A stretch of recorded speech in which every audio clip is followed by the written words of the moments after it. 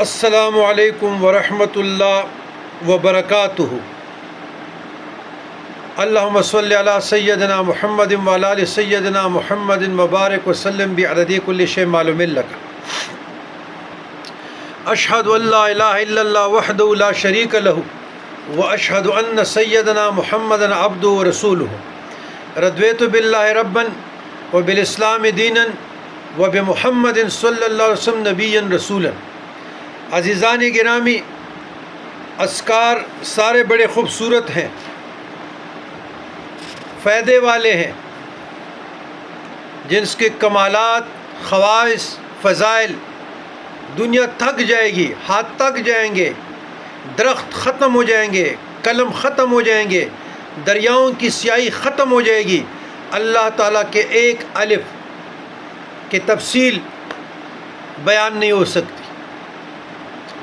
تو اللہ کے عظیم اذکاروں میں سے ایک عظیم ذکر پہلے بھی میں نے بتایا تھا اور اب بھی، قرآن مجید سورۃ فرقان 58 میں اللہ تبارک و تعالیٰ فرماتے ہیں وَتَوَكَّلْ عَلَى الْحَيِّ الَّذِي لَا يَمُوتُ وَسَبِّحْ بِحَمْدِهِ وَكَفَى بِهِ بِذُنُوبِ عِبَادِهِ خَبِيرًا۔ اور ایسی زندہ ذات پر بھروسہ کرے جس کو کبھی موت نہیں آئے گی، اور اس کی تعریف کے ساتھ پاکیزگی بیان کرے، اور وہ اپنے بندوں کے گناہوں سے خوب باخبر ہے۔ اللہ سبحان اللہ۔ تو سبحان اللہ و بحمدہ ایک عظیم ذکر ہے۔ سبحان اللہ کا معنی ہے کہ اللہ تعالیٰ کی ذات، اس کی بات، اس کا فیصلہ، اس کی شریعت ہر قسم کے عیب، نقص اور ظلم سے پاک ہے۔ وہ بحمدہ کا مطلب ہے کہ اللہ تبارک و تعالیٰ کی ذات میں بلائی اور اچائی کی ہر صفت اور خوبی موجود ہے۔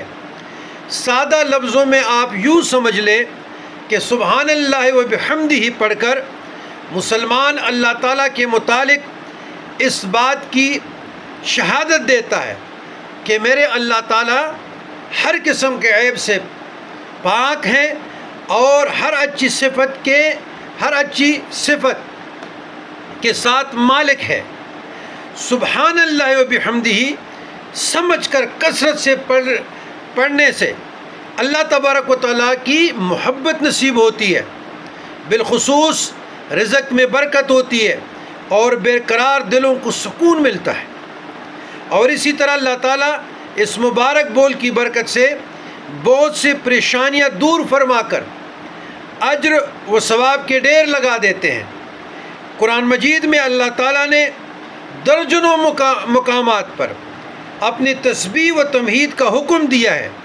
کائنات کی ہر شے اللہ تعالیٰ کی تسبیح بیان کرتی ہے، فرشتے بھی یہی مبارک ذکر کرتے ہیں، اور حضرت آدم علیہ السلام سے لے کر حضرت محمد رسول اللہ صلی اللہ علیہ وسلم تک ہر نبی، ولی اور نیک پاک یہی ذکر پڑھتا آیا ہے، اور اس کے پڑھنے میں بہت زیادہ خیر ہے۔ آپ بھی اس ذکر کو اپنی زبان کا ورد بنا لیں اور دونوں جہانوں کی کامیابی حاصل کریں۔ نمبر 1، اللہ کا بندوں فرشتوں کے لیے چنا ہوا ذکر۔ ابو ہریرہ بیان کرتے ہیں رضی اللہ تعالیٰ عنہ کہ رسول اللہ صلی اللہ علیہ وسلم سے پوچھا گیا کون سی کلام بہت زیادہ عزت والی ہے؟ آپ صلی اللہ علیہ وسلم نے ارشاد فرمایا جس کلام کو اللہ تعالیٰ نے اپنے فرشتوں اور بندوں کے لیے چن لیا ہے، اور وہ ہے سبحان اللہ و بحمدہ۔ نمبر 2، اللہ کے ہاں بہت پیارا ذکر۔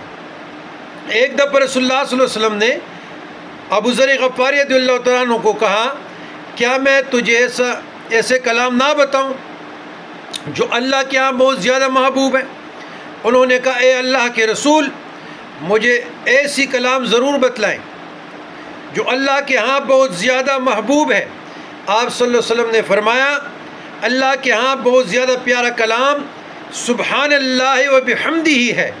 نمبر 3، حصول رزق کے لیے یہ عظیم ذکر۔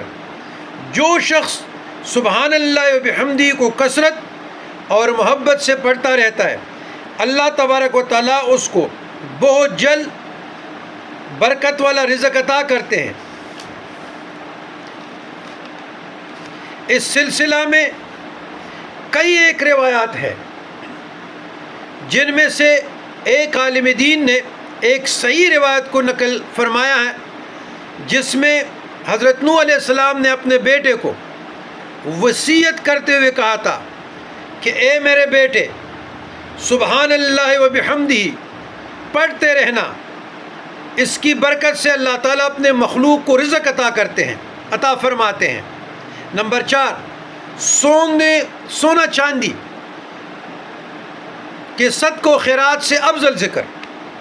حضرت ابو امامہ رضی اللہ عنہ بیان فرماتے ہیں کہ رسول اللہ صلی اللہ علیہ وسلم نے فرمایا، سبحان اللہ بحمدہ کا پڑھنا اللہ کے ہاں سونے اور چاندی کے خرچ کرنے سے بھی زیادہ محبوب ہے۔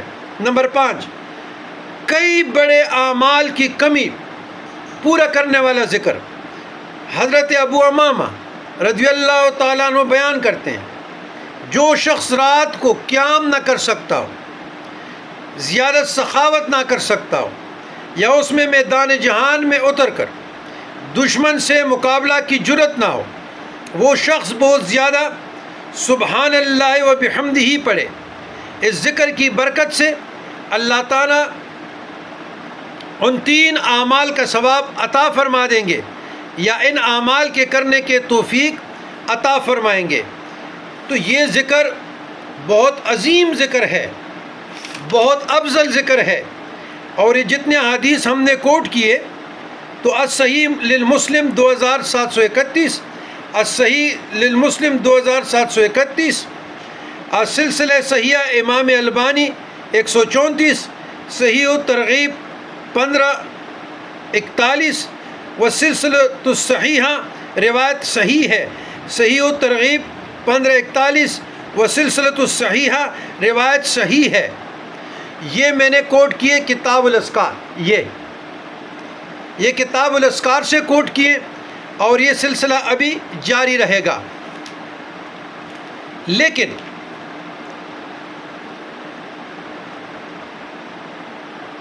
آپ لوگوں کو کون سمجھائے؟ آپ لوگوں کو کون سمجھائے؟ جلد بازی ختم کرو، ٹیر کے پڑھو، معنی سمجھ کے پڑھو۔ تمام مشکلات، تکالیف، حاجات، تنگ دستی، مفلس رزق کی فراخی کے لیے ہر مشکل کا حل سبحان اللہ بحمدہ ہے۔ 6واں، گناہوں کی بخشش کا خزانہ۔ ابو ہریرہ بیان فرماتے ہیں کہ جو شخص دن میں 100 مرتبہ سبحان اللہ بحمدہ پڑھتا ہے، اللہ تعالیٰ اس کے گناہوں کو معاف فرما دیتے ہیں، اگرچہ اس کے گناہ سمندر کی جاگ برابر کیوں نہ ہو۔ نمبر 7، قیامت کے دن سب سے افضل ذکر۔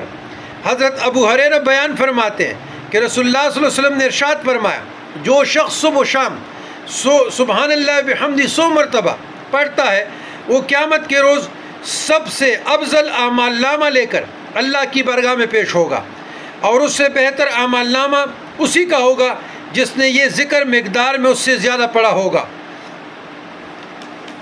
نمبر 8، جنت میں درخت۔ حضرت جابر بیان فرماتے ہیں کہ رسول اللہ صلی اللہ علیہ وسلم نے ارشاد فرمایا، جو شخص سبحان اللہ العظیم و بحمدہ پڑھتا ہے، اس کے لیے جنت میں ایک درخت لگا دیا جاتا ہے۔ تو سبحان اللہ بحمدہ بالخصوص رزق کے حصول کے لیے اور دلوں کی سکون کے لیے بہت مجرب ہے۔ جو مسلمان یہ چاہتا ہو کہ اللہ تعالیٰ اس کو پاکیزہ اور برکت والا رزق عطا کرے، تو وہ سبحان اللہ بحمدہ ہی سمجھ کر بہت زیادہ پڑھتا رہے، اور جو مسلمان یہ چاہتا ہو کہ اللہ تعالیٰ اس کو قلبی اور دلی سکون عطا فرمائے، وہ بھی سبحان اللہ بحمدہ ہی پوری بصیرت اور کثرت کے ساتھ پڑھتا رہے۔ سبحان اللہ بحمدہ بہت عظیم ذکر اور بہت بڑا نور کا خزانہ ہے۔ تو یہ جامعہ ترمذی 3464، السلسلۃ الصحیحہ 64، صحیح البخاری 6405، الصحیح للمسلم 2612۔ تو اس حدیث کے، اس ذکر کے صحت میں کوئی شک نہیں ہے۔ آپ تمام معاملات کے لیے جتنے بھی حدیثیں میں نے کوٹ کی کتاب الاذکار سے، خود آپ سمجھدار ہیں، معنی سمجھ کر پڑھیں، یہ اسم اعظم کی تاثیر رکھتی ہے۔ یہی رزق، یہی جو آپ کا ذکر ہے، سب خزانوں کا نور ہے، خزینہ ہے، ایک ہی ذکر کافی ہے، کثرت سے پڑھے، ہزاروں میں پڑھے، ڈوز بڑھاتا رہے۔ 100 تو سنت ہوا نا، آپ لے جائیں مشکلات کے لیے، 10,000 تک لے جائیں، 50,000 تک لے جائیں، 2,000 تک لے جائیں، مثال دے رہا ہوں، جتنی آپ لوگوں کے استطاعت ہے۔ ایک آدمی تو ڈیلی 1000 تو پڑھ سکتا ہے نا جی، تو آپ پڑھیں انشاءاللہ۔ نور لنا نور، والسلام علی من اتبع الہدی۔